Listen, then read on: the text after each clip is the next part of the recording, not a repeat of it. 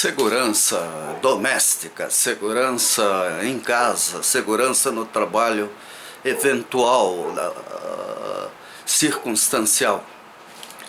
Nós temos muita regulamentação, muita lógica em cima do trabalho formal, do trabalho em empresas.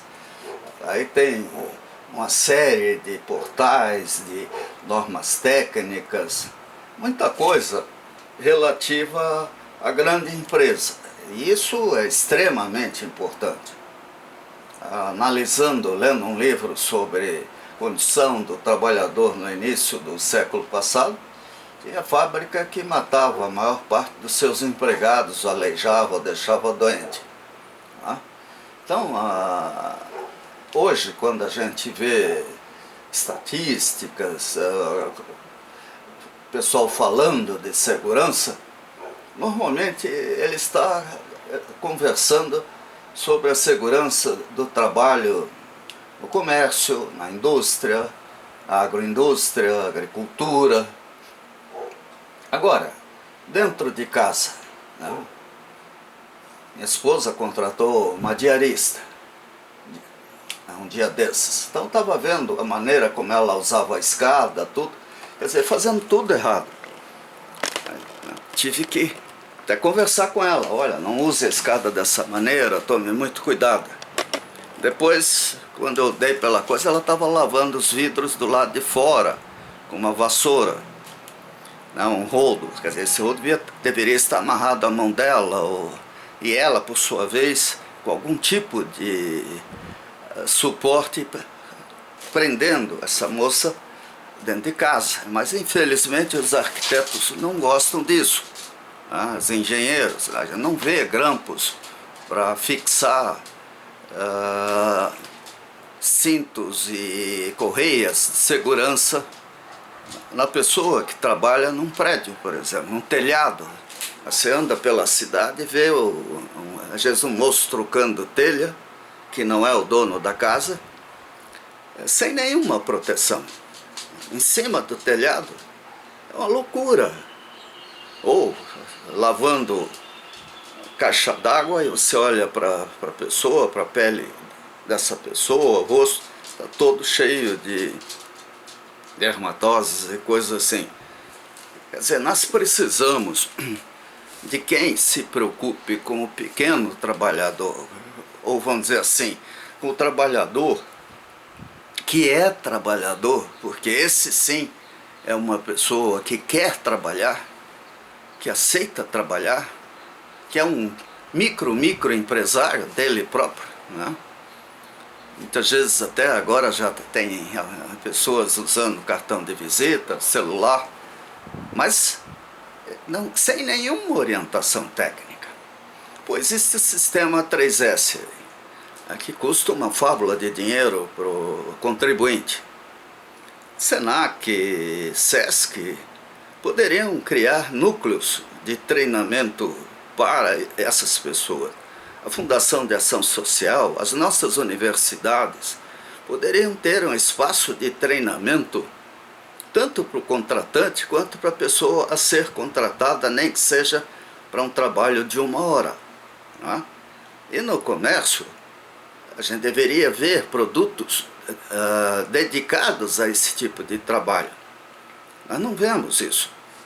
Além de que arquitetos, designers, fabricantes de ferramentas, de equipamentos, etc., precisariam pensar nessas pessoas, né? Ganhamos o famoso pino diferente aí. Sacanagem contra o povo brasileiro. Era só aprimorar a qualidade do que existia, mas isso não dá dinheiro, né? E aí, o que significa o fio terra, né? Ele de fato é eficaz, né? Como é que a pessoa se protege? Outras coisas, entre outras coisas, existe a falsa segurança. Falsa segurança é algo perigoso. Agora, uma doméstica, né? Uma pessoa humilde que, em vez de pedir esmola ou em morar na rua resolve trabalhar, ela tem que saber como levantar peso, né? Ela tem que até se autodiagnosticar quando eventualmente tiver alguma lesão, né? Se bem que o sistema de saúde brasileiro está em condições muito piores do que os estádios de futebol, né? Então, o Brasil precisa repensar suas culturas, estratégias.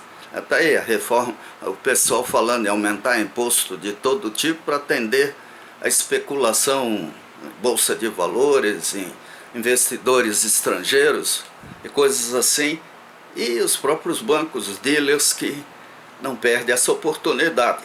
De fato, nós estávamos numa orgia até o ano passado, e agora, lamentavelmente, isso é necessário.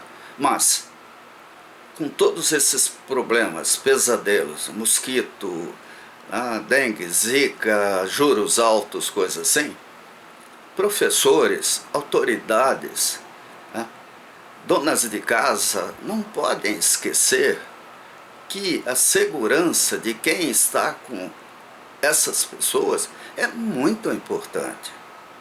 Agora, existe algum curso para esse tipo de gente?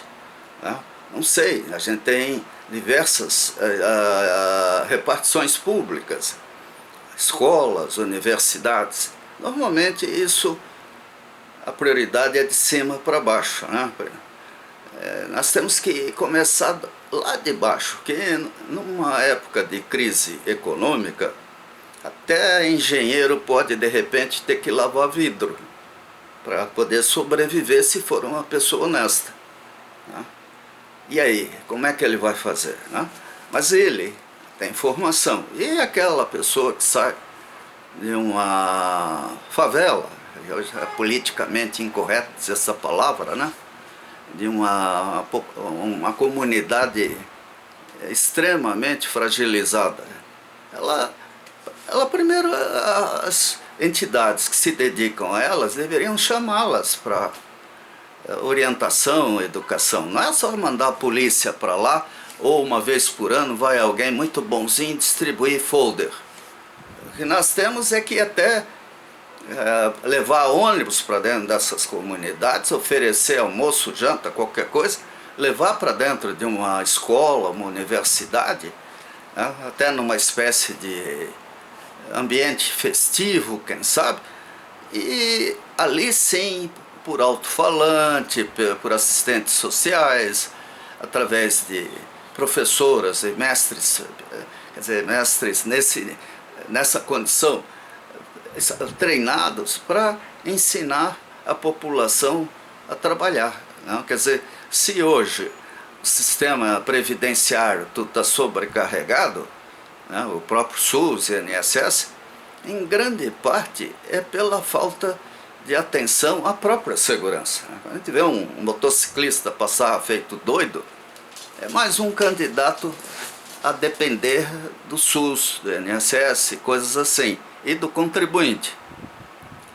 Quando ele morre, acabou. O que se perde é o que se gastou na educação dele. Agora, quando ele fica aleijado, não é? Então, nós temos, hoje em dia, condições de fazer isso de forma inteligente. Desde o planejamento de um apartamento, de uma casa, tudo, prevendo recursos de segurança, fabricação de escada, eletrodomésticos, tudo para uma casa. O fogão da minha casa eu fico apavorado, né, de ver aquele espaço entre a chaleira e coisa. Aquilo ali sai fácil, né? Eu já tive, a minha irmã se queimou uma vez porque o fogão elétrico levou choque, derramou água em cima dela, a cintura para baixo, felizmente era água. E uma neta que entrou numa cozinha, não, a Juliana, e ficou no evangélico durante alguns dias, uma queimadura profunda, que entrou numa cozinha e tocou numa panela. Então, exemplos familiares a gente tem, e eu imagino que em famílias grandes todos terão exemplos a contar. Agora, nós temos que ter uma visão preventiva. E pela multiplicação de gente querendo trabalhar, nem que seja por 15 minutos, às vezes numa casa, fazer algum serviço e pegar uma lata de lixo, sei lá, nós temos que ter nos condomínios, no meio do sindicato, dos síndicos, dos condomínios, deve existir isso aí, e autoridades, fundações de ação social, repartições públicas, universidades, escolas técnicas e até escolas primárias, quer dizer, usar esses espaços todos para uma educação a favor da segurança, que é muito triste a gente ver pessoas às vezes até pedindo esmola porque se acidentaram trabalhando. Isso não é justo.